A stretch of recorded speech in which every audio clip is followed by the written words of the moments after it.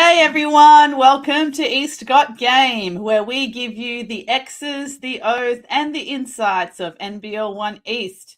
Thanks for joining us tonight live on YouTube, Instagram, and Facebook.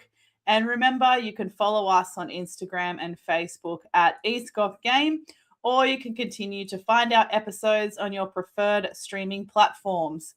While you're there, make sure you check out Cut to the Jace, a podcast featuring Bankstown Bruin himself, Jason Kadee, and It's a Cole World, a podcast by WNBL champion Beck Cole.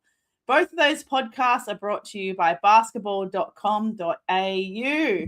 Lockie, we have finally knocked off round 2 of NBL 1 East. So tell me, how was your weekend? Squin, my weekend could not have been better. The 2 games I called at Sutherland against the Maitland Mustangs were absolutely off the chain. It was one of the best, as far as 2 games of basketball in one night, one of the best sets of games I've called in my 6 seasons of commentary. It was just amazing. You must have been pooped after those 2. I mean, did it take you a while to wind down as well after all the excitement and finally get to bed? Yeah. I mean, it's always big pack up at Sutherland, so that took enough energy out of me. But yeah, it was massive. I mean, the Sharks, man, especially, they were down 30-10. Rain Smith had 17 points in the first quarter, and Jake and I were saying 13 points. I think they got it back to 32-19 by the end of the first quarter. We were like, okay, they can chip away at that. And then they were still 15 down at halftime and ended up winning by 14. I think at one point in the fourth quarter was at one point 26-13. And then, Sharks just went on with it. It was ridiculous. And then the women's game, the Maitland women, they were down big and got it back within 1 before the Sharks women pulled away, even without Lauren Nicholson. So, crazy weekend. Yeah, that sounds really exciting. Looks like the stadium was packed out again, which we love to see. I mean, still championing for another big grandstand on that side. Yeah, I don't think we have any room to put it, unfortunately. With court 2 is pretty hemmed in there. There's no room for pull-out bleachers or anything, unfortunately. So we'll just keep rolling in the bleachers every week and hope we don't crash into the trophy case while we do it. Yeah. Well, let's hope not. Let's hope everyone stays safe in that precarious environment. James, one of the most prolific photographers in the East, James O'Donoghue, says that second half was epic of those the Sutherland Sharks Maitland game. So it's probably ones to keep on the watch list if you haven't managed to catch it just yet. Definitely, yeah. I mean, yeah. The first quarter watching Maitland were just on another level. They were crazy good, and then the Sharks coming home with a wet sail, and yeah, so good. Really needed the win. The Sharks needed the win after the loss to Comets. And I guess you could say Maitland needed the win after the loss to Illawarra, but then they went to Inner West on Sunday and got the win regardless. So both teams with the first win on the board. Very good. And we've got a huge show ahead for everyone tonight. We, just a reminder that back by popular demand, the All-Star 5 is back for season 4 and it will primarily be featured on our Instagram page. So if you're always keen to see our All-Star 5s for every NBL 1 East round, make sure you follow us on Instagram. Lockie, we usually start with a discussion point, and then we've also got a great game review coming up and a sneaky interview with a very special guest as well. But do you have any discussion points to bring to the episode this week? I couldn't really think of much. Coming back after Easter, I think that was going to be my main thing when you mentioned that we finally got to round 2 was the fact that we only had 1 round. I know it's the Julian calendar, Gregorian calendar changes are not the fault of NBL 1 or BNSW, but just the 1 round before the break, it felt like, oh, we're there, and no, we're not. Also, it means we've got to go a long time before we get the King's birthday weekend break. So, it felt like a bit of a stalled momentum, but I mean, the teams definitely enjoyed the rest, given some of the games we had, including the game we're going to review, which was one for the ages. Certainly was, and I think the only kind of discussion point to bring up it was that the WNBA draft was on today, and we had some NBL One East representation in Amelia Hassett. We certainly did. I was watching this at work, and the person sitting next to me at work is like, "Why are you getting so excited?" I'm just like, "I've been watching this kid since she was like 16. Cut me some slack." Wagga Wagga represent from Wagga Wagga to the world stage, but she did also spend some time playing for the Bandits as a senior. She did, and I think originally the Cootamundra Cougars as well. So there we go. I mean, all around, and of course, Newcastle's own Saffron Shields. I don't think she played in the East, but definitely Newcastle. And at least for the COE. Yes. I think that was before the COE were included in NBL One East, though. Yeah. But also a New South Wales Country Junior. So it's not every day you get two New South Wales Country Juniors drafted in the WNBA, particularly in the same class. Yeah. Legit. That is, yeah. Very, very, very happy. I mean, got the Davidson jersey, so I'm extra happy with a non-East representative also who got drafted, Charlize Dunn, a former teammate of Izzy Morgan and Millie Fryer, who are from New South Wales. So there you go. There's a link. There's always a link in basketball. And Emily Bessel, who's also still there at Davidson. Yes, of course. Yes. Awesome. All right. Well, we better get cracking with this game review, given that we have a very special guest due to join us from 8 p.m. So stick around for that. And this week, we've decided to review, as we do, our own game of the week, so to speak. It's the North Bears and the Albury Wodonga Bandits in the women's competition. And this was, on paper, it looks like North kind of got a safe win. But when you watch this game properly, it could have really been anyone's. It was, a 2-point game with 2.5 minutes to play. It was right there on a knife edge. And interestingly enough, like you look at the results of the first few games, Albury lost to Bankstown in round 1. And then North went out and towed Bankstown 113-61 the day before this game was played. So, I mean, I don't believe in the transitive win property regardless, but just looking at those two results, it was I mean, I think we properly saw the proper Albury Wodonga team come out in this game, definitely. Yeah, I think so too. And I think as we'll get into it, there was probably some of my highlights were some of the people really stepping up on both teams that maybe weren't expected to be such important pieces to this game. But essentially the game went down at the Bear Cave, 91-82. North Bears getting the win at home over Albury Wodonga. So Albury, I think, were 1-1 on the road then for this weekend. They played Crusaders on the Saturday and losing to the Bears, unfortunately, on the Sunday.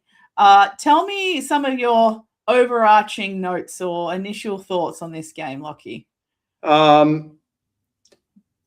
If you can't get someone to stay in front of Jazz Shelley, you are absolutely cooked from start to finish. Whether she would drive and kick, she'd drive and get into the paint and turn and throw it back out to the perimeter, and defenses are converging on her. There were just open shooters all over the shop anytime Shelley took off. And even Izzy Morgan a bit too. Let me just go back to the fact you were talking about that teams have played the day before. Putting a game of this caliber on a Sunday afternoon is straight up malpractice. That should be Saturday prime time. North in this game, look who's playing in it. And I want to say, the crowd, North didn't turn up, but everyone's out playing junior reps. Sometimes you just can't get to the game. But so there's my discussion point. It's not even a discussion point. It's just a rant that I don't like Sunday games because of that junior reps and people just People got other stuff to do on Sundays. Yeah, so back to the point. Yeah, North's getting into the paint, active. Yeah, open shooters, and then I think Albury Wodonga didn't help themselves, especially in transition. A lot of open looks for North in transition. I know Rebecca Donnelly was a big recipient of that, especially in the corner. That was probably my main two things from North on the offensive end that I noticed was those 2 points. Albury Wodonga, they definitely got Unique Thompson into the game more and more as time went on. I think North did a good job of doubling her when they saw the opportunity without getting too tight and committing too many fouls. For a team that's undersized before Talia Brugler arrives, and maybe she has arrived, I think they did a really good job for much of the way on Unique. You know, Peggy Shell, Emma Donnelly, they're no pushovers. You know, they might not have the height, but they'll definitely put themselves amongst it. So as the game went on, yeah, definitely as they got Unique more involved, she definitely came into her own. I think she had 33 points in the end, was it? It was 33 and 20, with 8 of those being offensive rebounds. And that was where she got a lot of her points early on in the game, was putbacks off O-boards. But, yeah, and as you said, some of the role players were just amazing. I thought, like, Tamika Coleman went out there, earned minutes on the fly, basically. She went out there and really put herself amongst it and really, you know, said, look, you can play me. I think she played 26 minutes. So you can put me out there for big minutes and I'll deliver for you. Kajana McCowan in the starting lineup this year just looks to be going strength to strength. And some of these young players coming through on both sides are just absolutely awesome. I can't wait to see how they develop throughout the year. Yeah, I agree. Last night I was on an Instagram live with John Guana talking about NBL One North very briefly. And the idea of that podcast is that the guest, who is someone who was not John, has to bring a surprise guest. And my surprise guest was Unique. Because of some technical issues, unfortunately, she got kicked out of the Instagram live. So we couldn't get to talk to her for very long. But during the intro, I was just saying that she's got to be one of the most challenging people to guard. Like, she's getting the Audie Crooks treatment where defenders are sending like 2 or 3 people just to try and limit as much as she can do. You know, she's going to get a double-double. She had a double-double by halftime this game. It's just a matter of limiting that double-double so we don't have an Annalie Maley situation where you're getting 65 and whatever, like she did in the NBL One West before heading over to WNBA camp. So it must be frustrating, though, for people like Unique Thompson to know that every game you are going to have bodies thrown at you, literally. 2 defenders, 3 defenders. You all eyes are on you. And having to deal with that level of physicality and attention every game must get exhausting.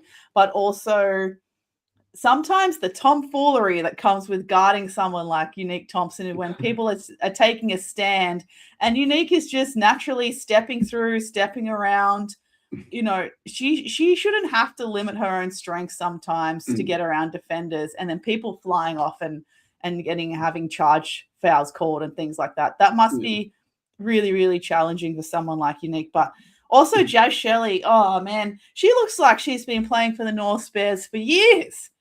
That is something I wrote down. I was like, just this North team, it's so many of the players are the same.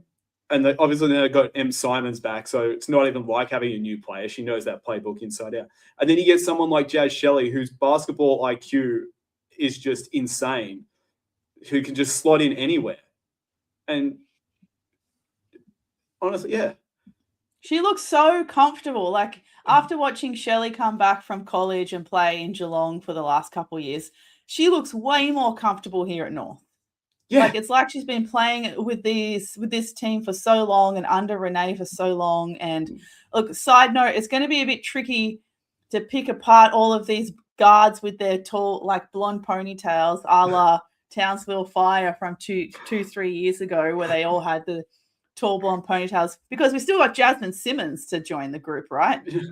Oh, don't know. Oh, we're not sure. But anyway, Jazz Shelley's court vision, elite. I just love the confidence she has when she throws some of those daring passes. But they're always connecting, and a very limited turnover. Well, let's have a look at the turnovers, actually. I think both teams consistently throughout the game, there was 14 to North and 18 to Albury. So higher than desired for both teams, I'm sure. But I think it also is just reflective of how the level of pace this game was played at. This game sustained such a pace that I felt like I was watching the movie Marty Supreme again. It was just relentless. It just kept chopping and changing, and end to end. There was a deflection. Then there was a like for like. You know, in the fourth quarter, Unique got that slight touch of a block. You go to the other end, and Peggy Shell gets nasty and throws the block out of court. It was just this kind of game that had this back and forth about it. The pace was maintained. And I think sometimes when the pace was maintained throughout the whole game, that's when some of those errors came into play, a little bit of panic, all the deflections and things like that. But it just made for a really exciting game, because then when everyone had settled down, the half-court offense from both teams was just like a basketball nerd's dream. Yeah, it really was. I mean, I loved, like, anytime Shelley or Morgan got the ball, like, from a miss and they got the ball in their hands early, you could just, like, rev up, get the motor running and get downhill and make something happen. But if it didn't happen in the initial play, more than happy most of the time to just pull it out, swing the ball around and find something. And the great team, the teams that are great, especially in this league, are the ones that will go looking for something in 7 or 8 seconds, but are more than happy to use 22. Especially teams like North, knowing that you have 5 shooters on the floor ready to go when you get to those final 5 seconds. Yeah, 100%. Yeah, you know that someone's going to be there. Someone's going to you're probably going to find someone open, and you can have faith in them to knock it down. But yeah, I think initially for this game, for me, it just seemed like one of those games, especially at the start when the North started to pull away a little bit. Then Albury always found a way to come back. And it just kind of felt a little bit like at one stage, North were just simply making more shots than Albury. It wasn't that Albury were taking bad shots. It wasn't that one team had more momentum or more turnovers than the other. It was just that they were both teams were taking great shots, and North just happened to make more. Yeah, I did notice like there were a couple of plays there where I think Albury Wodonga got away with a couple of like mishandled passes, and they'd throw it out and they'd make something happen. And that worried me in the early stages. I was like, how long are they going to be able to keep, surviving, scrambling like this? But they got that out of their system pretty early, and it wasn't too bad in the end. I mean, the main thing that I found was, probably Caitlin Martin getting those 3 fouls in the first quarter was a bit, and all pretty innocuous fouls. And I mean, you can argue the toss as to whether they should have been called, but in each situation, she's probably given the referee a decision to make, which is the worst thing you can do. Is that as soon as you give the referee a decision to make, it can go against you. I also think that I also wonder, we talked about Unique and her situation of being a big in this league and sometimes like having fouls unfairly called against her, and also maybe not enough fouls called in her favor. But Caitlin Martin's situation as well. The 3 fouls very early in the first quarter, as you said. When we have, like, this game had a lot of WNBL talent. Like, how many Flames players and WNBL players, past or present or on the floor in this game. It would have been at least 6. And I think sometimes then the referee may have to just referee a little bit differently. Like, not necessarily referee how you would a regular NBL 1 game. You're going to have to allow a little bit more physicality and a little bit more intensity, because that's what these caliber of players are now used to, and they shouldn't have to be the ones to play down. You know what I mean? Yeah, 100%. I hark back to when Keely Froling played a season for Canberra in the old Waratah League. I remember. She ate and me there alive. was like, I remember. Yeah, and there was some games where she'd get like 3 offensive fouls, and then other games where I think one game she drew 19 fouls because she was just allowed to play her game, and then other games she'd just get whistled out of it because she was too physical for the league almost. And yeah, it's 100% the same story here. Yeah, I mean, these players are going to play upper level. Yeah, Mahadi, Thompson, Morgan, Martin, Shelley, and I mean, M. Simons has been on a WNBL roster before she went to college, I think. And Emma Donnelly as well. She's been and Emma Donnelly was DP for the Flames. The Flames program. Yeah. So she's also had opportunities there. Ella Fotu from Albury. She may not have played WNBL, but she's just come back from the 3x3 Asia Cup. That's physical basketball. That is the most physical form of basketball you can probably get. Yeah. Yeah. So I think sometimes they need to just change that and maybe take that into consideration a little bit more, because then you have people like Caitlin Martin fouled out not fouled out, but in a tricky situation. Yeah. But she still managed to play 25 minutes. Yeah. Yeah. When she came back on in the third, she was easy as. But yeah, especially when it's so many players who are used to playing that level, it's not like you've just stuck Unique Thompson into the middle of, a Waratah women's game kind of thing. Yeah. That'd be fun to watch. Maybe not for the not for the opposition players, but no. I've never feared playing someone like I did playing against Keely Froling when it was still Waratah champions. And I played Crusaders and she played Canberra, and I was like, this challenge is far too great, and I feared for myself. Like, I just knew it was far too great. I do not wish that on anyone else if Unique were to play Waratah. But yeah, I will say again, I think for me it was a game of like for like. It was interesting, though, that North, given that they had such a convincing win the day before, they just took a while to kind of really settle in. I think that's also like just starting their offenses. Once they got going, they were fine, as you would expect. Really quick ball movement.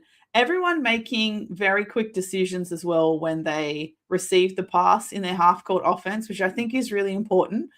Making that 2nd to 1.5 second decision of, am I going to pass? Am I going to penetrate? That just kind of allows so much more pace as well for the North Bears to play with. And it makes it very hard to guard. But everyone, like we said, is a shooter. I think I really liked how, because I wasn't too sure for North in the sense of like, they don't have a natural 4 and 5. So how is this actually going to work? But having the personnel that they have, having people like Emma Donnelly and Peggy Shell who are that versatile and smart enough then to defend the 4s and 5s for Albury really worked in their favour, and that everyone could shoot. And no egos in this team either. Not those kinds of teams where it's like this person has to have 15 shots and this person has to have 12 shots. Like, who cares? And for Albury, though, I have to say, I was so impressed with Kajana McCowan. Straight away, played with so much confidence, shooting from the arc. I mean, she was only 1 from 6, but the fact that she was confident to take the right shots, which, to be fair, I have to give that compliment to a lot of the Albury bench as well, like Tamika Coleman as well. She was 3 from 6 from the 3-point line this game.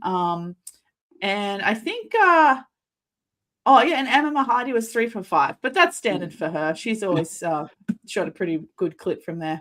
I think, didn't she have a better shooting percentage than Lupfer last year? Who, Mahadi? Yeah, I think she had a better 3-point percentage than Riley, actually. Yeah, possibly, but I guess that's the risk of when you're going to put up so many shots, isn't it? Yeah, true. But I have to say too, with Albury, they still played a really similar half-court game to North. Like, they also adopted some excellent team principles of lots of pick and rolls to try and get Thompson on the roll or on the secondary action, really quick ball movement, very confident in their abilities and their shooters and their trust in each other. It was a really close game in that sense, where both teams had a lot of similarities despite those little differences in personnel. Yeah, I love that you mentioned McCowan's confidence, particularly in shooting, because last year, Manly Warringah versus Albury, the game I commentated up in Manly, she was parked in the corner and was taking off baseline even when she was wide open. And by the end of the game, we were just like, okay, can you just shoot it? We know you can do it. And to see her come out and actually fire away from deep this year is great to see.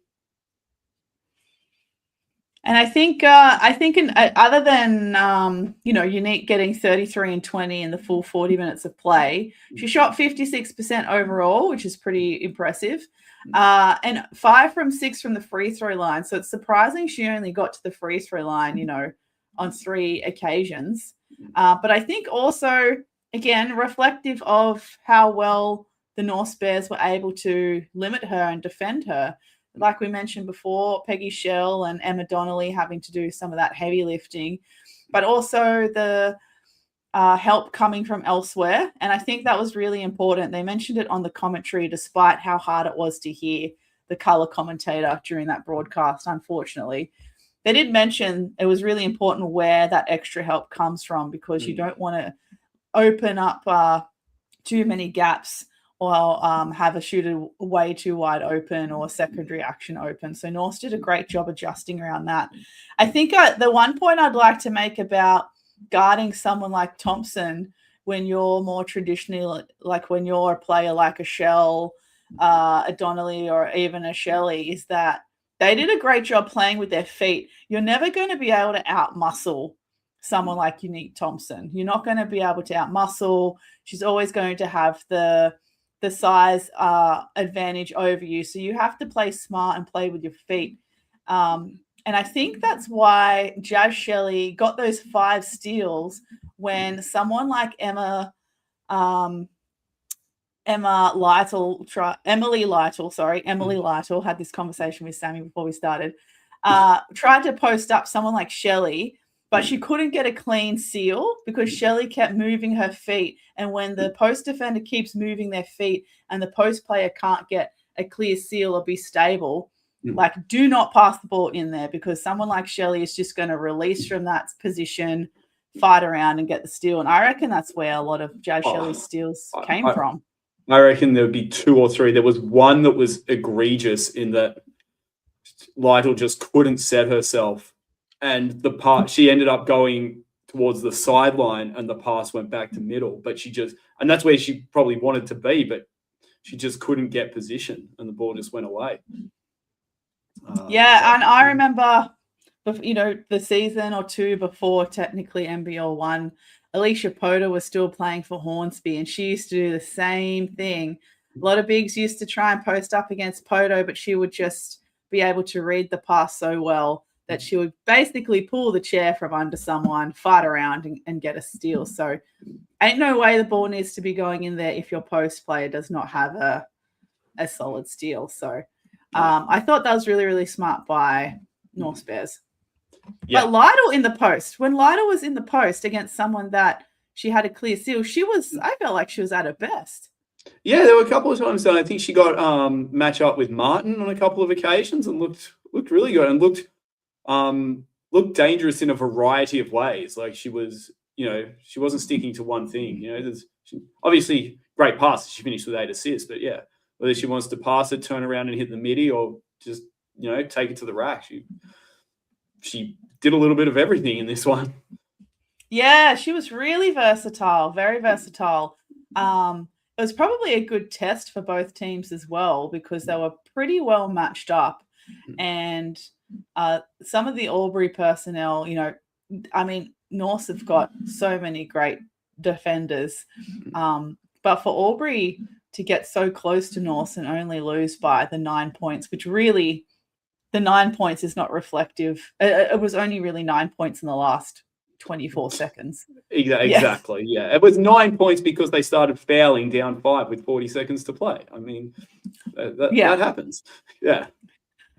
And you have people like Caitlin Martin and Izzy Morgan stepping up from that 45 in front of the Albury bench to now some threes in the stretch. That also hurts. That hurts. That hurts. And I mean, but Albury Wodonga at times only had themselves to blame for those. Just where the defenders were going, just not tracking one player or being too attracted to guarding somewhere else and just leaving someone wide open. It happened on a couple of occasions, probably more than a couple, if we're being entirely honest. But I mean, it's early doors, and I'm sure Sammy Mack will look at those and say, they'll figure out exactly what they want to do, because it wasn't always exactly a great look for Albury Wodonga, some of those open threes in transition. Yeah, they certainly hurt, I think. Certainly hurt. Do you have any other highlights or points that you've got for us? I mean, it's an easy one to point out, but just the fact that they've got Emily Simons coming off the bench, North, is just... It's a luxury in so many ways. It's more than the fact she's been around there forever. It's more than the fact she's just one of the better players in the league. It's more than just her versatility. It's all three of those things. And she's a player who will recognize, okay, I had a season off. They want me to come off the bench. I got to come off the bench. You can't just walk back in and go, hey guys, I'm back. Chuck me back in the starting lineup, because it doesn't work that way. But she's, she's an experienced player and she's got a good head on her shoulders. So just having a player like that come off the bench is such a luxury. And now they're going to get even deeper with Talia Brugler as well. But I did like you mentioning Tamika Coleman. I think, just mentioning these young players as well. 26 minutes. You mentioned she hit shots really well. She, brought the ball up, made good passes, controlled the offense at times. I just thought she really stepped up when the team needed it. She finished with 5 assists, which was second only to Lytle on the team and third only to Lytle and Martin for the game. So, she's been around. She's been in the team for a while. She's been around for a while, but just each year these players just get a little bit better, and then they just break through. And long may it continue, because, Albury Wodonga, they've got a long history of, having these big names and filling it out with local products and local players who go from local products to local stars. Yeah, we love a sustainable program, especially one in a regional area. But we also got to talk about Rebecca Donnelly. I will talk about Rebecca Donnelly for as long as you want me to talk about Rebecca Donnelly. Oh my gosh, talk about how we mentioned at the start of this game review, just some of the people off the bench who, played not limited minutes, but didn't play huge minutes, but still their minutes made a massive impact. So Rebecca Donnelly, just under 18 minutes of play, had 14 points, 2 rebounds, 2 assists, and was 5 from 8 overall, which included the 4 from 6 from the 3-point line. Like, damn, girl can shoot. Oh, she can shoot. She had 5 threes. I think it was 5 threes in the first quarter or the first half of the Youth League semi-final I commentated up at Central Coast last year. I think she had 2 where she was just there in transition and they found her in the corner, and another couple where someone helped off when Shelley or Morgan was going to the rack, and it's just like, all right, well, Rebecca Donnelly's there. And I mean, last year she was playing youth league and 18s. So I think NBL 1 might have been a stretch. But she's, New South Wales, Australia representative at youth level. I mean, she is lights out. She is, okay. I went to Comets like 4 hours early for a Sunday NBL 1 game so I could watch Comets versus Norths in 18s last year. And she was one of the reasons why. I didn't realise she was still 18s last year. Yeah. Jeez Louise. Yeah. So, I mean, she is just a ridiculously good shooter. And then I think that 5 of 8, the 1 of 2 from the field, the one was it not an offensive rebound? I think she might have got an offensive rebound right under the basket. I don't know if that was where the bucket came from, but she definitely got one. She did. She got a putback on the left-hand side of the first half. Yeah, it was a massive, massive offensive rebound. Yeah. Yeah. So I can wax lyrical about her shooting all day, but it's not the only thing she does. She'll have her role in this team, and evidently that is a large part of it. But 14 points in 18 minutes. I mean, some of these young players stepping up.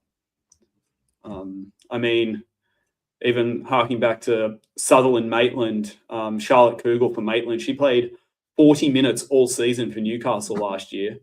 She played 29 in Maitland's round 1 game. She would have had 20 plus minutes. I mean, she's already vastly outstripped her season minutes from last year, just in 3 games. So, yeah, keep an eye on the youngsters. If you watch youth league, you keep your keep your ear to the ground. You know who the players coming through are. If you and then you see them and go, this is what I've been, rather than going, oh my God, look at this player, you go, this is what I've been waiting for. And so going through some of the statistics, team statistics, I should say. The North Bears shot 50% overall, which is pretty impressive, including nearly round up 43.5% from the 3-point line, 54% from the 2-point range. It certainly didn't feel like that though at times. And having a look at Albury, they were 44.74 overall. They suffered a bit more from the 3-point line, only 29.17%. But the threes that they did make all came at a good time. Yeah, when they needed a shot, they went and got one. They just put themselves in that position one too many times almost. Yeah, not ideal. You don't really want to keep having to play catch up. No.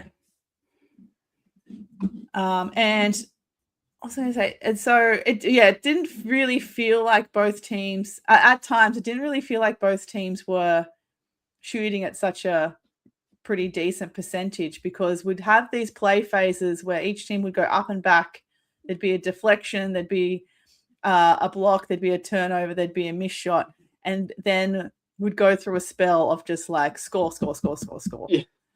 Yeah, 100%. I think I even wrote down exactly. I can't remember. I literally have 2,500 words of notes on this game.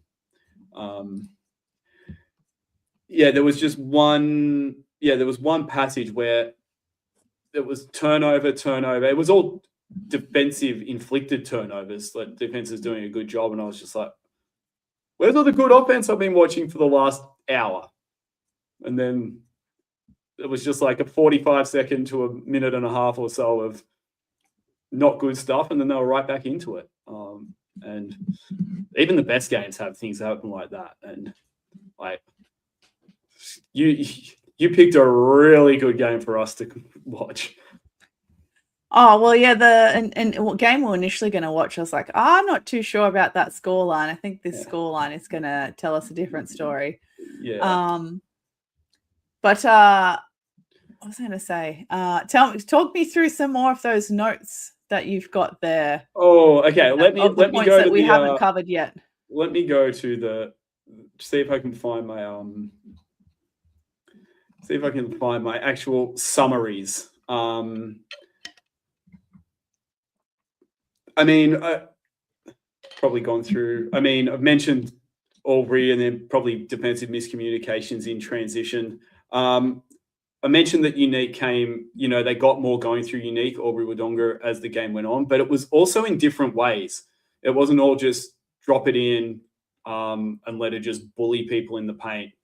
They were working in the pick and roll. She was hitting the odd mid-ranger and knocking them, and they were barely even mid-rangers. They were short little jumpers that she was knocking down. I think if I look at the shot chart, it would probably bear out exactly what she was making. So yeah, there's four that are probably about, another, if you had a second 3-point line half the way in, almost a direct arc around the basket. I mean, she was 7 from 8 right under the basket, but then she was 4 of 7 just on that little area beyond that. And funnily enough, going back to Unique, I think she was 0 of 3 from 3-point range, but on 2 of them, someone got an offensive rebound for Albury Wodonga, at least 2 of them, and then dished it to Unique trailing in after shooting her own 3, and she got the basket in the end. So that will probably annoy Coach Garlop, that Unique Thompson she's not even boxing people out because she's 23 feet from the basket. And you're still giving up a no board to Albury Wodonga and then letting Unique get back in with the ball. So that was not something that Norse would have been too happy about. But really good to see Unique scoring in a variety of ways. Of course, she's gonna eat down low, but yeah, when she can step out a little bit and hit. Always very good to see. And I think at least one of those threes was just broken play and just putting up a shot. Not like a shot clock beater, but just not a lot going on. But yeah. And I thought Norse did a really good job getting matchups they wanted, especially for Izzy Morgan and Jazz Shelley. Just getting defenders that they knew they could beat or get a step on and just get to the basket or kick. But when you've got multiple players who are so dangerous going to the rack and such good passes, you're almost, as a defensive team, unless you've got defenders of the caliber of Izzy Morgan, you can be a little difficult. And they took advantage. They didn't just go, they didn't just get a step. They made the right read and the right decision. And I mean, you've got Caitlin Martin, Izzy Morgan, and Jazz Shelley in the starting lineup. Your ball handling and your decision making in the backcourt is set for life. Yeah, absolutely. And looking at some of the other outstanding statistics, team statistics this time, the Norse Bears got to the free throw line 21 times. And Albury Wodonga only got to the free throw line 8 times, and 6 of those 8 times was Unique. I thought that is a pretty surprising statistic. I think it is mainly in that Unique only got there 6 times.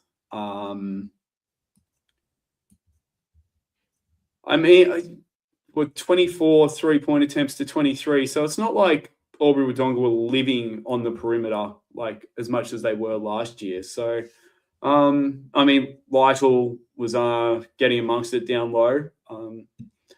It is quite interesting. I mean, we have praised North's defense so far tonight, and their ability to make the right read, especially on the double. But it was 20 fouls to 14. I mean, if you take out maybe 4 free throw attempts late in the game, when Albury Wodonga are stopping the clock. But both teams were in the bonus with 5 minutes to play in the fourth quarter.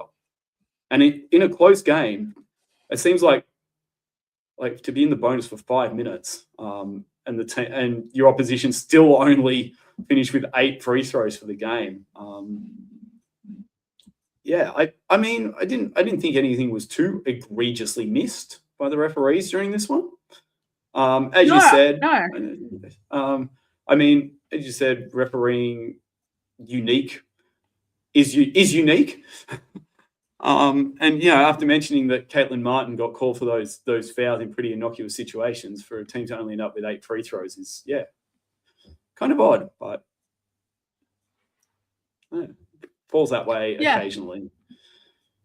Yeah, I don't think it's reflective of the refereeing at all. I think it's more reflective of the types of shots that each team were taking, and maybe the way it was defended. So North's doing a very good job of containing people and making those shots difficult without fouling.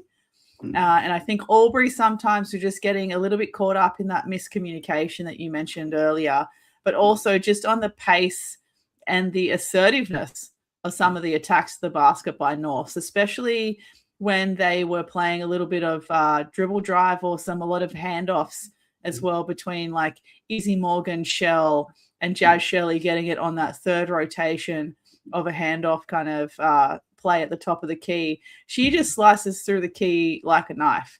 So then after that, because they're so quick and so assertive going to the basket, the defense has to make a decision of, I either have to play out of my skin, foul, or someone's going to overcommit and leave a shooter open. And I think Albury was sometimes just getting a little bit caught up on that.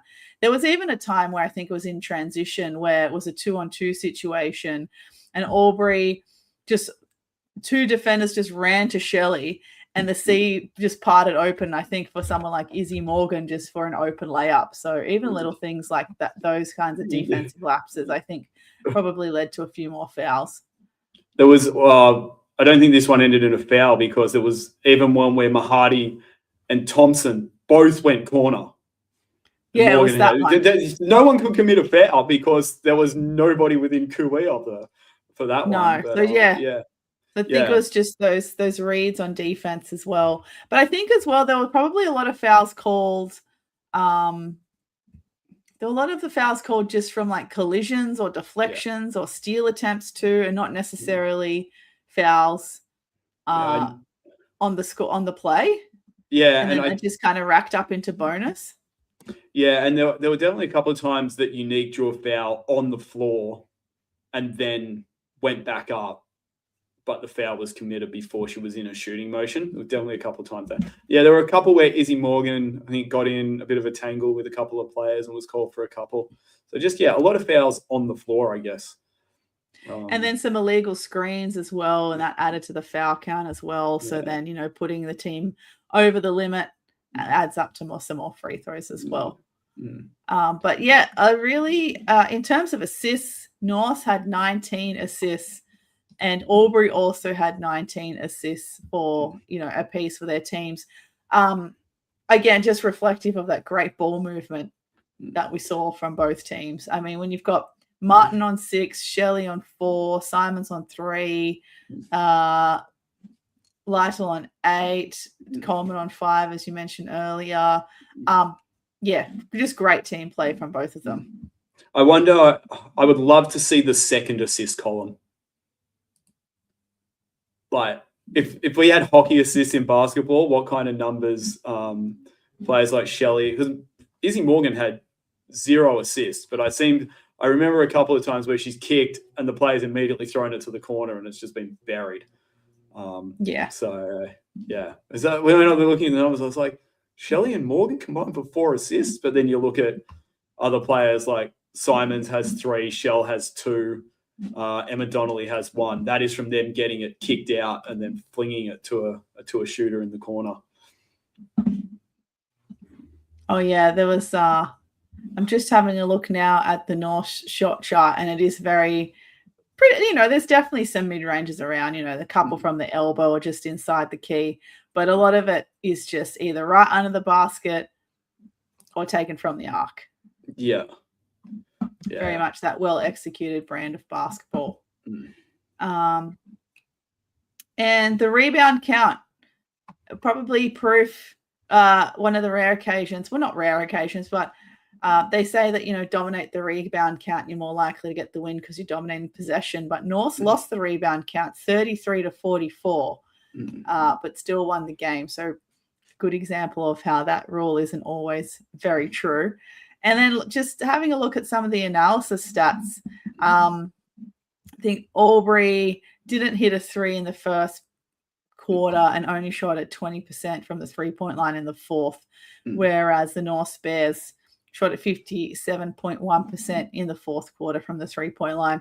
Do you feel like that comes down more to decision making at those particular play phases in the fourth quarter, or just better shooters on the day? I think North's, for much of the contest, their shooters were more open, but I'm not going to say that every Albury Wodonga 3-pointer had a hand in the face. They definitely had their opportunity. They had good looks. They created good looks for themselves. And sometimes they just don't fall. And I mean, and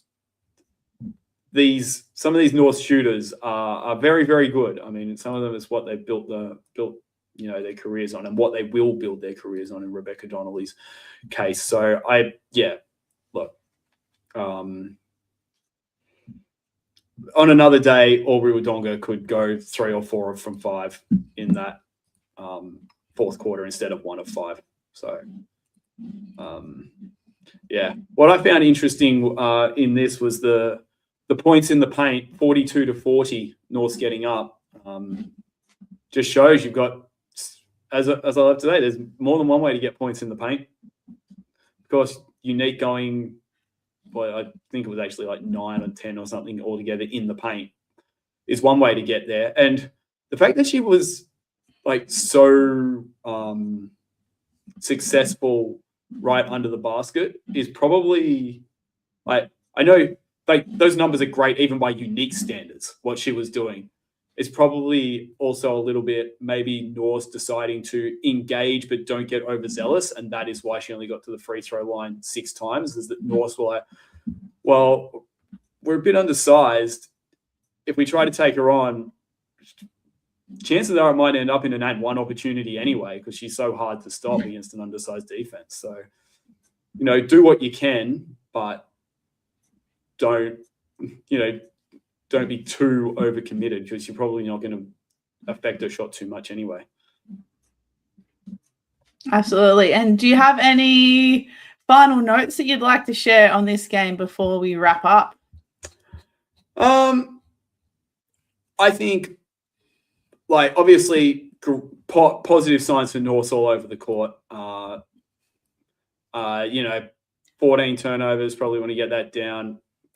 I'm sure Renee will want higher than 71% from the free throw line, as will you, Squin. Yep. But I think Albury Wodonga got plenty of positives to take out of this game as well. 91-82 in a game where they'll know they had some problems in their D-trans, but that's something that they can it's something that's very obvious to look at on the film, and you can really point that out, what went wrong. And after falling to Bankstown in that opener, I think they'll be, despite the result, they'll be buoyed by what they did. And like you said, it was a 9-point game, but it was 84-82 or 85-82 with like a minute and a bit to play. So is that a minute 30 or just under a minute 30 to play? So a minute 12 was when Izzy Morgan put North up 85-80, and then Albury got the next basket. So it was, they only got to 91 because they were being sent to the free throw line.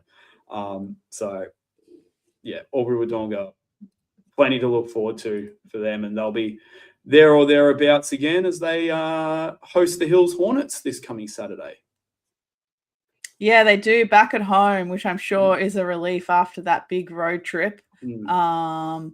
So you're back at home against Hills, and then the North Bears are back at home again against Sutherland. Yeah. Will you be making the trip to the Bear Cave for that one? I will not, because I will be commentating Comets versus Penrith and debuting a new co-commentator. That's very exciting. Very exciting indeed. I look forward to hearing more about that next week. I can't wait for you all to meet her. Yes, we're adding another woman to the commentary team in the East, which I'm very happy about. We had a new guy, Will. Will commentated with another new guy last week at Comets as well. So building a nice little stable of commentators there at Comments. And look, there's a question on Instagram Live just to you, Lockie, not to both of us, just to you. What's the chances Manly and North are both 19-0 before the last game? Oh, 19-0. Is that their only matchup for the season? Is in the last round? Is it? I haven't even looked at the. They don't play each other in the last round, so they can't both be 19-0 going into the last round. Guess that's why the question was directed to you and not to me. Because they play each other. They play each other in round 14. North Manly at the Bear Cave in round 14, and second last round. So they could be 18 or 17-0 or 18-0 going into that. So they play each other around 14. Then North play Inner West Bulls the next day. The North play Sutherland to finish the regular season. I don't know. There's just, now North have already knocked off Bankstown and Albury-Wodonga. Still you get through Newcastle. Still you get through Sutherland this week. There's a lot to unfold. I wouldn't bank on it happening. But it's not an impossibility. I don't think it's an impossibility either that both teams would be undefeated until they meet each other. They've had similar storylines since NBL 1 East has started. Yeah. And then when they add Newcastle to the mix, I think the three of those teams are usually on a winning streak up until they meet each other. Exactly. Like last year at round 8, all everyone was talking about was who's going to beat Newcastle. It was who's going to beat North and who's going to beat Manly. And in the end, it was nobody was beating Manly.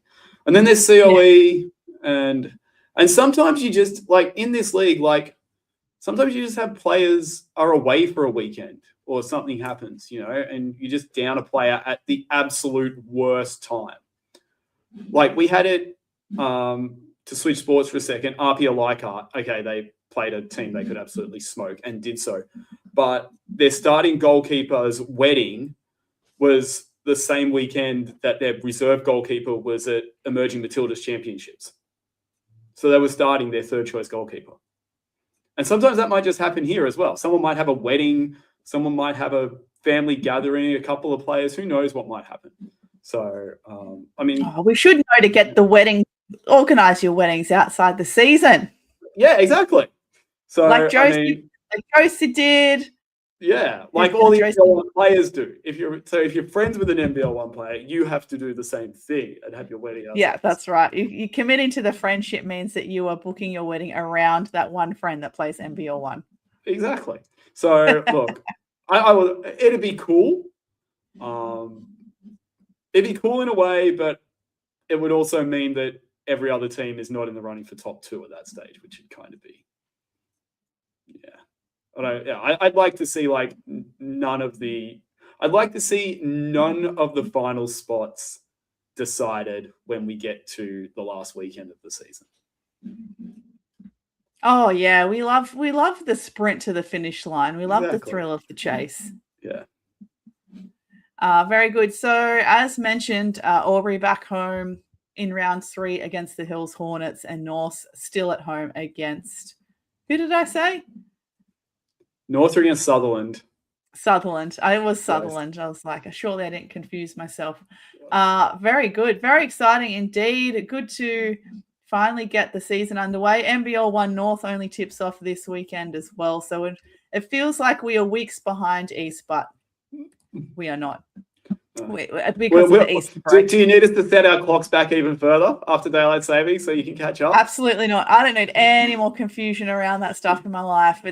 I've lived here 2 years and I still can't get it right. So, no. To be honest, when you turned up to the stage at 6:57 p.m., I was like, does Squin think it's 7 p.m.? Does Squin think? No, it was just me being late, trying to do too many things at once. But we digress. We should probably start getting on with our very special guest this week. I can see them getting ready in the green room. Now, this particular guest was organised only the other day without consultation of Lockie, so hopefully I didn't cause any cardiac arrest because I knew he'd be so excited for this person. You got me. Yeah, so I was just like, oh, Lockie's going to get a nice surprise when he reads these DMs on Instagram. Say to a Google Drive notification with questions for this player. I was like, uh-oh. So this particular player has continued to demonstrate their leadership skills and elite point guard skills in the Youth League competition, NBL 1 East, and more recently in the WNBL as a development player. She's known in the league for her elite passing, sniper shooting from the arc, and she is certainly cementing herself as a leader in the Manly Warringah women's program. Now, this person's not to be confused with Zoe Miller from some random American rom-com that I found online called The Other Zoe, about a highly intelligent computer major. Now, our Zoe is also here and highly intelligent, but I can't say that she's a computer major. But we will welcome her nonetheless. Hello, Zoe. Hey, guys. How are you? Very good. How are you? Very good, thank you. Yeah, good, thank you. Thanks for jumping in as our guest this week, a little bit last minute, but we appreciate you being ready and available. Of course. Thank you guys for having me. As the good player you are, you should know if you stay ready, you don't have to get ready. Am I right? Yeah. So, as you know, Zoe, you're also a loyal devotee to Eastcott Game, which we also appreciate. And as you know, we like to bookend our questions with the same starting question and the same and finishing question. So we're going to start you off by asking you to tell us more about how and where your basketball journey began. Yeah. So I actually remember, I think when Josie was on, she told a similar story. It's pretty much the same. It started at Manly, local comp. Paula picked me up. She always watches like those local comps on a Saturday. So she found me, asked me to try out for reps, and then, the rest is history, I guess. Been at Manly from under 12s all the way through to now. So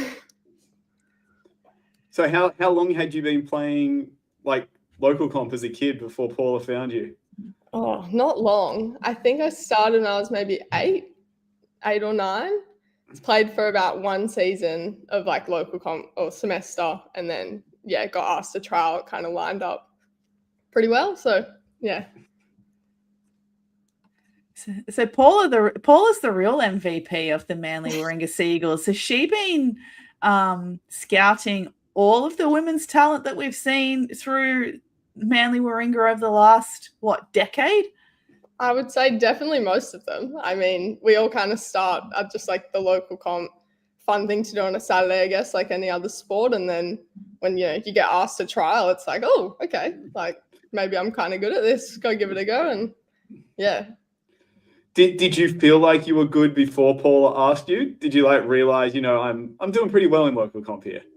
Oh, look, I don't really remember. All I remember is I loved running. So I was just like, I was the smallest one by far. I was like, I don't know if I'm actually really good at this, but I was really good at just running around with the ball. So, I mean, hey. And how did you get introduced to basketball as, a sport or like as something to do? Because, lots of people will play sports because their older siblings do. Or for me, I remember we had the local import for what used to be CBA way back in the day come and do some skills sessions with us at primary school. And that was like a community engagement thing. And that's how I got hooked onto it. So what was your first intro? Yeah. I mean, my dad used to play for like Waratah League. He played for Penrith like way back in the day. So, I mean, he was always, telling me stories from his days playing. So I guess that kind of sparked a slight interest. But other than that, I don't really know. He was just like, do you want to try? I was like, yeah, okay, why not? I don't usually just throw myself into those situations, but I did. So, I mean, probably one of the best decisions I made. And yeah, I mean, we had like those guys coming to school, like primary school as well, doing like little skills things.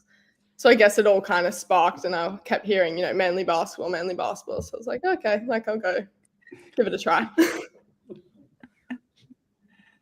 And Lockie, I'll let you take question 2 because I know that you have a lot more knowledge about the history of Manly and the Youth League Women's Program. Me? Yeah, I know a bit about Manly Youth League.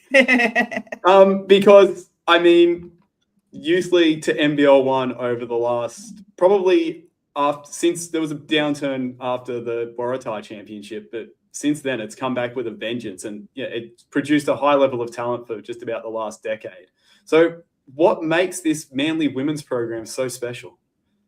Yeah, I think that a lot of it is like a testament to people like Paula, like recruiting from a young age. And then throughout our junior careers, I feel like most of us have had the same consistent coaching, like really good coaching. And every year, like different age groups, but you'd always have the same sort of under 12s coach, under 14s coach, like all the way through. So I think that consistency definitely helped, and the systems they were building there just made it really easy to kind of continue on to the next age group, and then into youth league, same thing, NBL 1. And I mean, like you look at our team now, a lot of the girls are youth league girls. Like they get to train, they get to play. I remember I used to like train and play like, however many years ago now, 5 years ago or something. And it just kind of set me up getting to play with those girls early and then understanding the way things run, and the transition was quite smooth. And what I notice at Manly is that your best coaches are the ones who are happy to coach anything. Like if it's not like Rad or Tim or Nate, they've coached everything. Like you look at those banners up on the wall and it's like, Rad's like, yeah, I was part of that men's one and that women's one and that youth league one. And it's like, you hear at other clubs, coaches like, no, I coached the youth league men or I coached the 18 girls. But at Manly, everyone will chip in anywhere and get experience to become a better coach. Yeah, literally. You just summed it all up there. My bad. But I mean, you played under a good few coaches. I mean, what is there a specific trait that the best coaches at Manly all have? Oh, that's a good question. I don't know. I feel like they all do a really good job at just getting the best out of each player and kind of understanding everyone's different and like how to, get the best out of them in their own ways, and just making it like super comfortable. Like I've always felt super comfortable and had like great relationships with all of my coaches at Manly. So I don't know, they just made it easy. And what's like, I think what I really am impressed by with the Manly women's program as a whole, since I've kind of paid attention to it in the last, say, 5-7 years, is the retention. It just seems like you have a really high level of retention from 18s to youth league to NBL 1. That's how it seems to me. I don't know statistically if that's true. But what do you think adds to that? Because I think there's generally a lot of trouble retaining a lot of teenage girls, particularly they start to drop out around under 16s. Then some of them will play under 18s just because it's fun or they want to stay fit, and not a lot of young girls want to stay in 18s and beyond to play competitively. But it just seems Manly just has great retention. Like, what do you think is it contributing to that? Yeah, I mean, who really knows for sure, I guess. But I think a big part of it is like the people and relationships, because like I know in 18s and stuff, if I didn't have, Sari and Fliss and all my friends in my age group, like I probably wouldn't find it as enjoyable. So I think that the friendships that not only me, but like I feel like most people could say that they've built from the club has kind of made it like, oh yeah, like they're still playing, I'm still playing. Like you always kind of want to do what your friends are doing, and it's kind of easy when they all keep playing and it's like you're doing it together.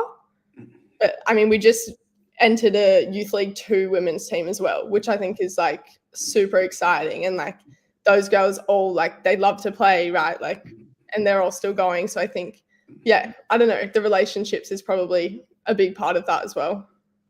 So I did want to actually ask about the Youth League Women's 2 team. Is there a particular strategy behind entering a second team? Is it like the club saying this is the pathway to Youth League 1 and you're only going to, look towards players who actually can make it to the next level? I think it is. It's like that nice middle ground for people that also might not want to jump into Youth League One and take it like super seriously, but finding a place to play. Like I know a lot of clubs do like Waratah League, like we don't do that, but that's, I guess, a kind of stepping stone in that way to bridge that gap a little bit of like after under 18s, if you're not sure if you want to, you know, take it super seriously or make it like a career or anything like that, like there's still a place for you to play and just enjoy playing. Yeah, because I feel like just because you've got Manly and then you've got Canberra and Hills and Hornsby and then Mossvale, and you all have different goals for a Youth League 2 team, I think. Yeah, that's probably fair. Yeah. And Lockie, you've done a great job with these next two specific questions. So I do not want to do a disservice and take them from you. So you're welcome to fire away. Okay. Well, this was, I want to hark back to when Miller Time really announced itself. The qualifying final against Newcastle in 2022, where in the last 3 minutes, you just into the phone booth and out you came in the Superwoman costume. And then you just kept producing in big moments since then, including like there were people saying, you know, if grand final MVP was a 3-2-1 vote, you would have been the 2 vote for most people.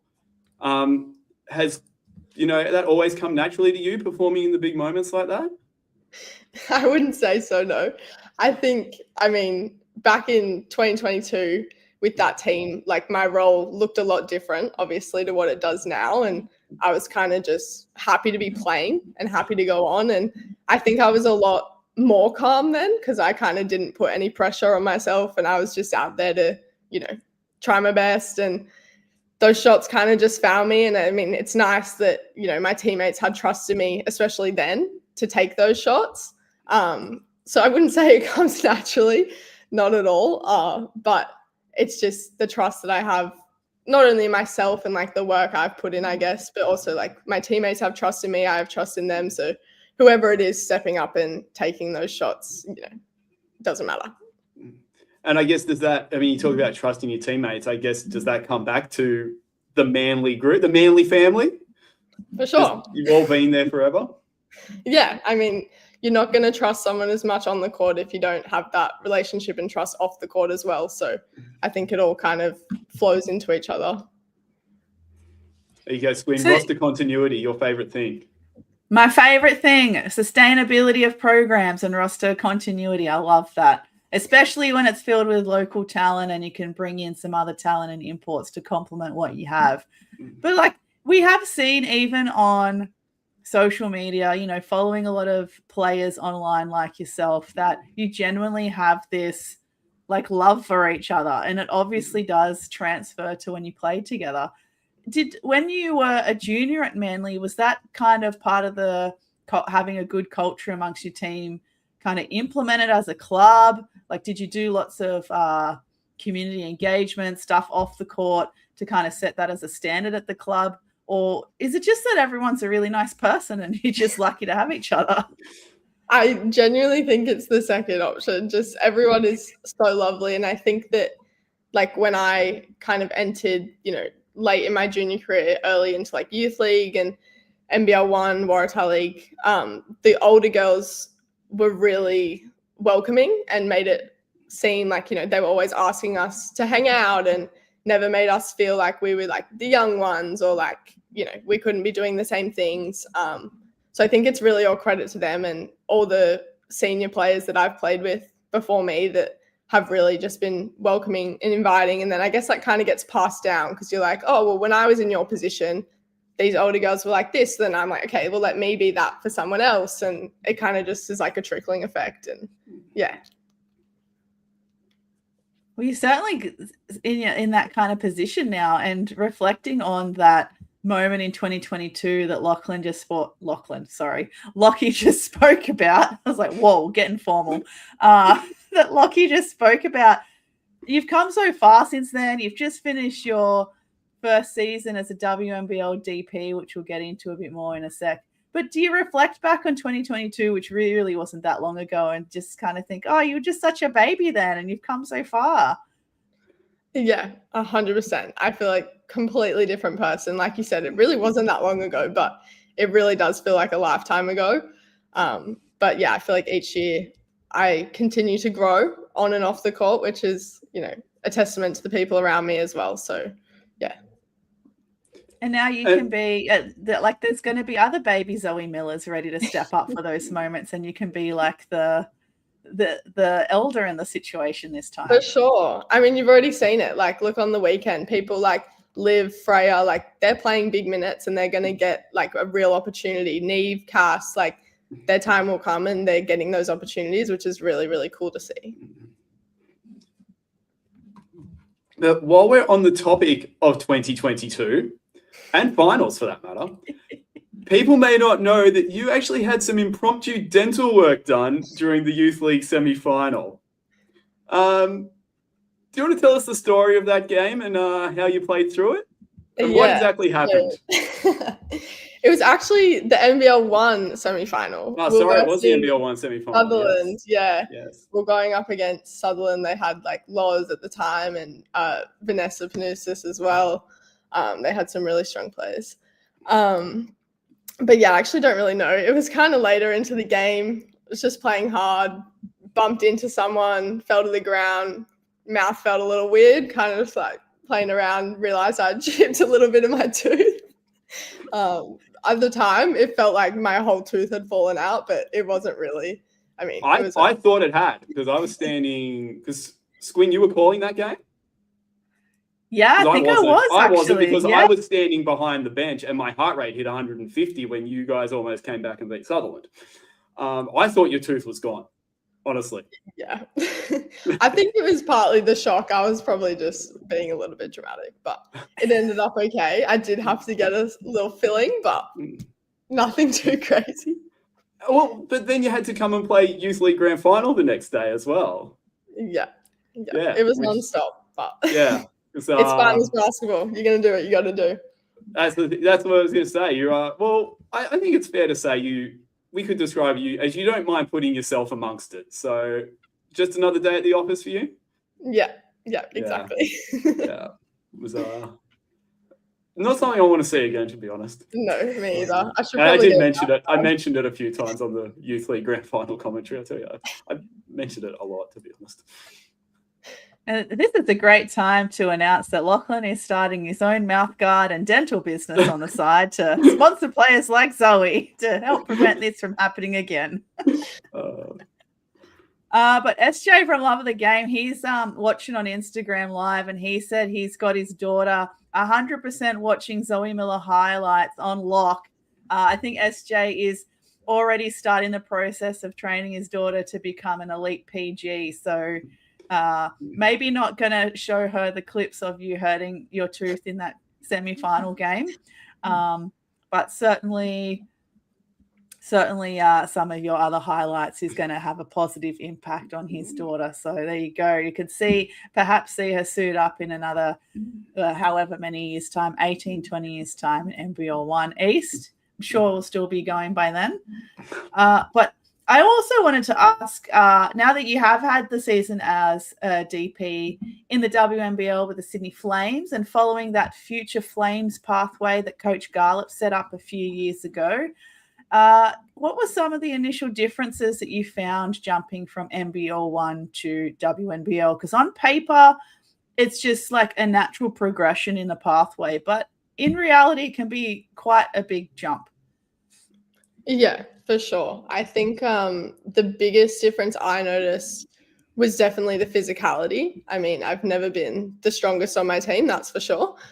So I think I got a big wake-up call, even doing Future Flames, to be honest. Like, the intensity and the physicality of it is really good. So that definitely helped before going into that DP season, just to kind of get a little bit of a taste of like, okay, this is what a professional environment will look like.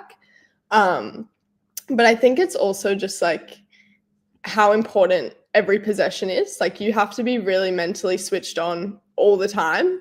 You can't really afford to have any lapses. So I think that was probably a big like thing for me as well, was just kind of getting over that initial barrier and like trying to stay locked in the whole time. And, you know, mistakes and things like that, you can't think about them like at all. And it's a lot different to NBL 1 in that sense of like, you know, you might still be thinking about it for a couple plays, but then you get over it. It's like you really don't have time to do that. Like it's straight back on defense. It's full intensity. You got to be on top of, absolutely everything. So yeah, that was probably the biggest thing that I noticed. The emotion taken completely out of it. Like you said, there's no time to waste on stressing, stewing. You just have to get on with it, because time spent on that stuff is time wasted. Exactly. Sorry, not an elite athlete, can't relate.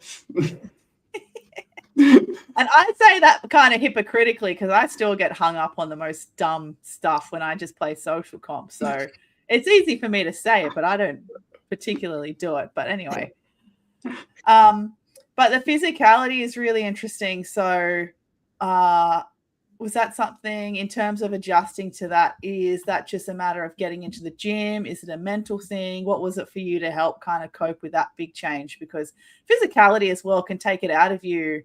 Like people, when you play with more physicality, that's a whole different kind of a conditioning as well. Yeah, for sure. I mean, obviously the main thing with that was actually getting in the gym and being consistent with that, and being like with that DP season, it was the first time that I'd properly been in the gym consistently. So I was kind of like, all right, this is definitely like what I need to be doing. And I did notice such a difference like straight away of just, those sessions every single day.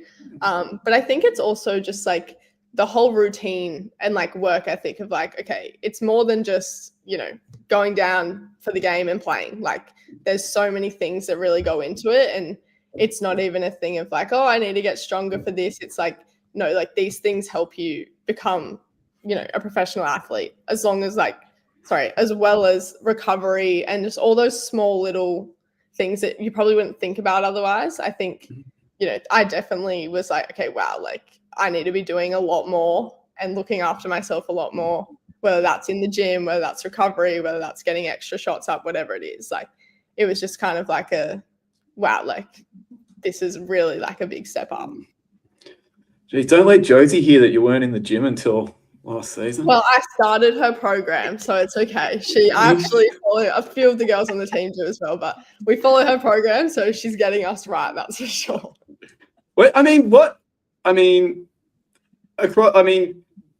looking from the outside, you just assume that every player's in the weight room and, doing this, doing that, doing the other. What is the balance? Like, how many players do you think are really like taking all that kind of thing seriously at this level? I mean, I think a lot of them definitely would be. I think I was a little bit behind in that sense of kind of being like, oh, well, I have this like somewhat natural ability, like I'm quick, like that'll get me by, like I'll be okay. But I think it was kind of like, no, like everyone's been doing this for a really long time. Like I should probably get in the gym and actually like, I've noticed the difference in other people. Josie, for an example, like over the last few years, she's gotten so much stronger and you can really notice how that translates onto the court. So I was like kind of, looking at everyone else being like, yeah, okay, this is something I need to be doing. And you get so used to being the quick person in your team until you do step up and go to like a Future Flames with all the other quick people. And you're like, oh, I'm still quick, but I'm definitely not the quickest anymore. Exactly. Was there anyone in the either Future Flames program or your time with the Flames in the WNBL season that you felt like kind of took you under your wing, or that you tried to like look up to the most? Yeah, I think they all like were such great role models. I think they all kind of took all of us younger girls under their wing. I definitely looked up a lot to Loz, of course, because, she's kind of come through a similar pathway, and, I've seen her on the NBL 1 stage and she's incredible. And then getting to WNBL and seeing like, oh, she's still like, one of the best ones, if not the best, like in terms of her fitness and everything like that. So it was kind of like, wow, like this is a really, good role model to follow. And I think it was kind of like looking again, like what I said about routine, like her whole routine, like it's not just showing up, like there's so many things that go into it. And I think that was a really good thing for me to kind of like learn off and be around. Yeah, it's so nice that you could have someone, like you said, that was so local and had already walked a similar path to what you're walking now, to be like right there now to kind of guide you through the next bit. What was some of the things that you learnt most about yourself in the WNBL season? Yeah, a lot. I think the main thing, it probably goes back for me, like the mental toughness, the resilience that you need to have. I feel like, the physical side is one thing, but I personally, like, I know I struggle sometimes with the mental side of it. So I think that was probably the biggest thing I've learned. Like, I'm actually a lot stronger than I think. And, I can do it and I can have the confidence. And I think actually doing that season gave me a lot of confidence that I might not have had before. Might not have seemed like that maybe from the outside, but I definitely internally felt a lot more confident and ready, especially like going into this season. Oh yeah, there was that highlight from your game against Hills where, speaking about playing with more physicality and confidence and strength, you just ran through someone to make a layup on the right-hand side. I was like, damn, she's back. She's back from the WNBL. Yeah, yeah. I mean, I didn't feel like I was being that strong at that moment. Watching it back, I was like, okay, that kind of looked like I was being pretty physical, I guess. But once you get so used to that level, and even our Manly trainings like are super physical and tough, so I think that translating that into the game didn't really seem like much, but it's just what I'm used to now. Yeah, we were kind of talking about that earlier when we were reviewing the game between North Bears and Albury Wodonga Bandits in the women's competition, about how much WNBL talent there was, past or present in that game. And people like Caitlin Martin, who are also so used now to playing with that level of physicality and intensity, just picking up 3 fouls in the first quarter, where I kind of felt like the referees need to adjust to who they're actually refereeing. Like, if you're going to referee that kind of caliber of talent, I think it's unfair for then the players to have to like adjust and lessen themselves just to kind of play with less physicality, if that makes sense. Yeah, for sure. I didn't actually watch that game at the start. I caught the end of it, but yeah, like you said, I mean, people like Caitlin, like, she's so strong and that's just how she plays. And I think that's good. Like, we need to lift to that standard almost of, it's good for the whole league. Like, let's make it more physical. Let's get stronger. It's a better way to play it. And then you can do the next one if you want, Locke. I want to slot something else in, because you mentioned Loz being someone you looked up to and that you traveled a similar pathway, but you didn't go to college, or she did. No. Did you ever consider it? I did, yeah. There was a time where everyone was, looking at it. We went on like a USA tour, and I feel like everyone did those in the moment. But yeah, there was definitely a time where it was an option, but I think it just came down to I wasn't 100% sure, and I didn't really want to throw myself into that not being 100% sure, just because it was such a big commitment, I guess. Especially I think you have to decide when you're 16 or 15 or something, and I just definitely was not ready for that at that stage of my life. That's for sure. Yeah, it is interesting when you say 15 or 16, because you have to pick your classes at school to even become eligible. So yeah, exactly. Kids out there, if you're thinking about it, get on it early. And did you go on any go-sees or have any offers coming in that you were considering? Not too much, mainly because I wasn't really super interested in doing it. I had a couple phone calls and things like that. And I think I kind of just also saw other people that had stayed and saw that pathway and thought, well, is there really a point? There's still a way for me to play here. And especially now, that gap has gotten so much shorter. The pathway is a lot clearer now if you want to stay. I mean, going there obviously is amazing, but there is the whole pathway. UBL has grown heaps, and there's definitely ways that you can still play at that high level here.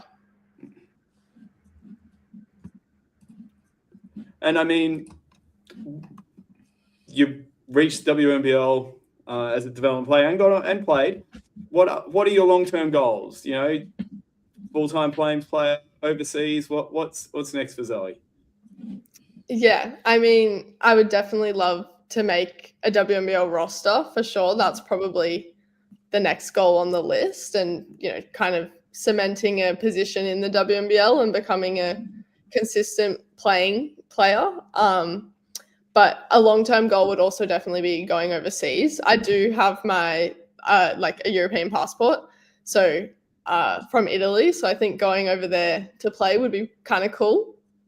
So I'm definitely open to that. But yeah, right now I'm just focused on WNBL and trying to kind of step up there a little bit more. Your Flames coach Renee Garlop, I think, played at least half a season in Italy a long time ago. Yeah, we actually talked about that once. And I only remember that because I mostly remember how she just told me that outside of training and game time, she just enjoyed eating all the gelato that she could. Yeah, and checks why out. not? Yeah, that's pretty good. And why not? Yeah, she sounded like she was doing it right. And then there's been players like another Aussie player, Nicole Romeo, has played the majority of her professional career over there. And played for the Italian national team. Yeah, that's right. Yeah. That's right. There you go. There you go. You got the passport. Oh, and I mean, you've got like Kitty Henderson. She's gone and played for Team GB. Yeah, that's been really cool to see, actually. And I think that's definitely helped spark that a little bit too, being like, oh, okay, like this actually could be something, really interesting. Yeah, and then obviously CJ Moran, who played for the men's team in Illawarra Hawks last year. He played for Syria. I think we've had someone in the East play for Tonga at a FIBA event. Billy Ficchetti's played for Tonga. Yeah, and Sharif playing for Lebanon, and I think is eligible for Samoa. So your options are open, Zoe. Yeah. If anyone from Basketball Italy watches, let me know. Yeah. Someone is always going to know someone that knows someone that knows someone. You know what I mean? To get you there. That is true. That is very true. And as you know, we like to end our interviews with this same question. But tell us more about who Zoe Miller is off the court. Yep. I was thinking about this one. Don't have much for you, but I mean, love to be outdoors, love going on walks. Definitely helps, like very lucky to live by the beach. So love going to the beach whenever I can. Spending time with friends and family. I also do a lot of basketball coaching, not really off the court, I guess, but love working with kids. I used to work in a daycare, and so I like being around kids as well. But yeah, I don't know. There's not much to it. I feel like a lot of it is, something active. Do you study or anything at the moment as well? Not at the moment. I have completed 2 diploma courses, short 1 year. So I have a diploma in sport management, and then I have my early childcare education Cert 3 as well. But at the moment, nothing.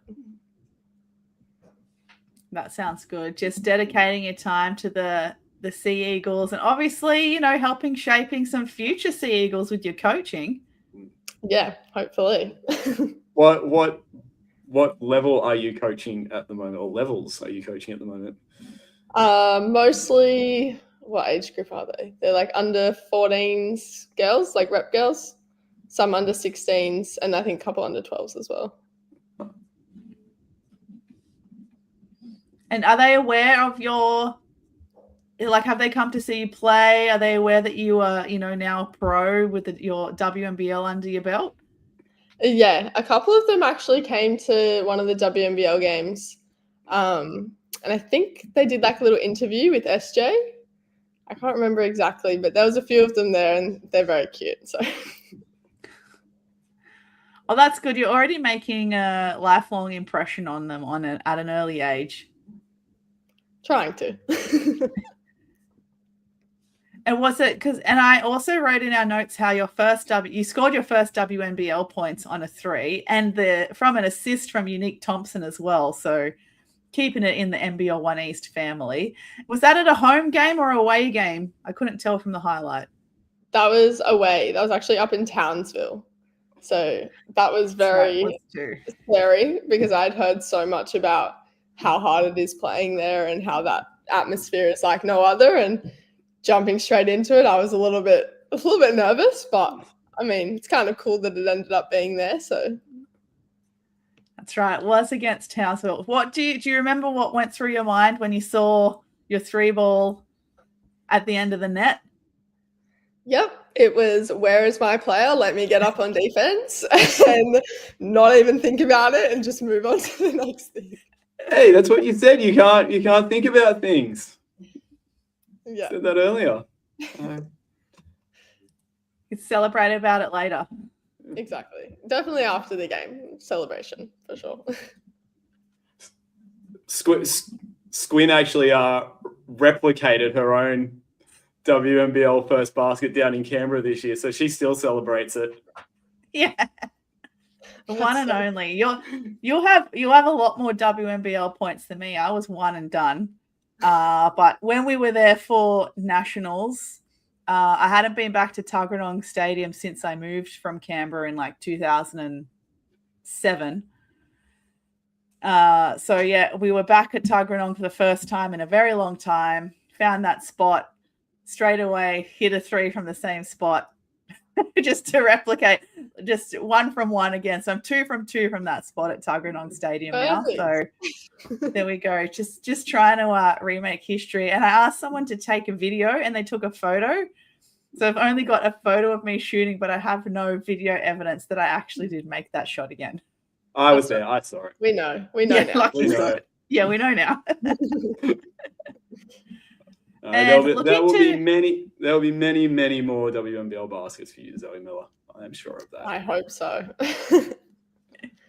Well, you obviously already learnt so many valuable lessons from your time as a DP, and I'm sure Coach Garlop loves to see things like that, being able to transfer those things so quickly as well. So I'm sure she'll be giving you a call up again for next season. And I think for this current NBL 1 season, you have the Inner West Bulls next round. How's the preparations going for that so far? Yeah, good.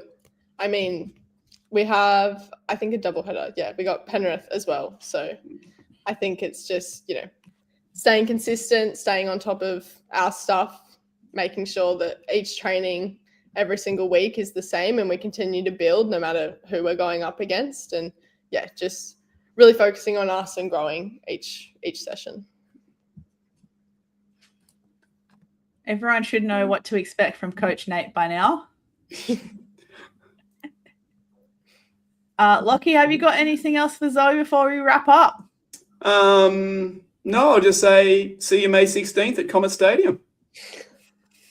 It's the first time in like 3 years I actually get to commentate a Manly game without having to go to Manly to do it. So that's fair. I didn't even know that game was May 16th, but I'll put it in my calendar. Written down. It's also the weekend after my birthday, so I sort of Oh, there you go. Happy birthday, Lockie. There we go. So someone at BNSW must like me. Sure, you have lots of friends in that office. Looking out for these particular things in your commentary and social calendar.